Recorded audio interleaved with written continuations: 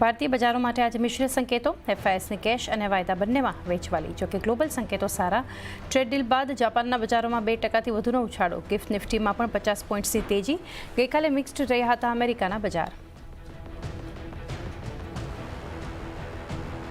US અને Japan વચ્ચે trade deal final. 15% reciprocal tariff આપશે જાપાન. કાર, ટ્રક અને ચોખા અને અમુક એગ્રી પ્રોડક્ટ્સના ખોલશે બજાર. યુએસમાં $550 બિલિયન રોકાણનો કર્યો વાયદો. ત્યાં જ પીએમ મોદી બ્રિટનની મુલાકાતે. ફ્રી ટ્રેડ એગ્રીમેન્ટ પર થઈ શકે છે હસ્તાક્ષર.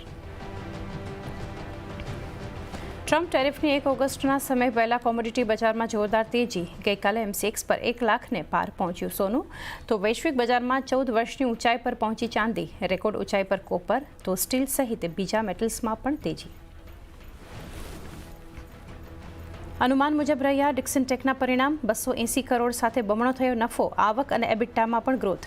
ત્યાં જ KEA ઇન્ડસ્ટ્રીઝના પરિણામ અનુમાનથી ઘણા સારા. આવક 25%, તો નફો 30% વધ્યો. પેટીએમએ જાહેર કર્યા સારા પરિણામ. 839 કરોડની ખોટ સામે 122 કરોડનો થયો નફો.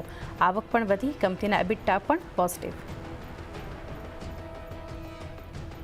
અનુમાન મુજબ રહ્યા દાલમિયા ભારતના પરિણામ. નફો 71% વધી 395 કરોડ. ફ્લેટ રહી આવક. ત્યાં જ 31% વધ્યો JSW ઇન્ફ્રાનો નફો. અને નિફ્ટીની 3 કંપનીઓ ઇન્ફોસિસ, ટાટા કન્ઝ્યુમર અને ડોક્ટર રેડ્ડીઝ જાહેર કરશે પરિણામ. પહેલા ત્રિમાસિકમાં 1 થી 1.5% વચ્ચે રહી શકે છે ઇન્ફોસિસની CC આવક. સાથે જ પર્સિસ્ટન્ટ સિસ્ટમ્સ, કોફોર્જ અને OFSS સહિત વાયદાની 5 કંપનીઓના પરિણામ પર ફોકસ.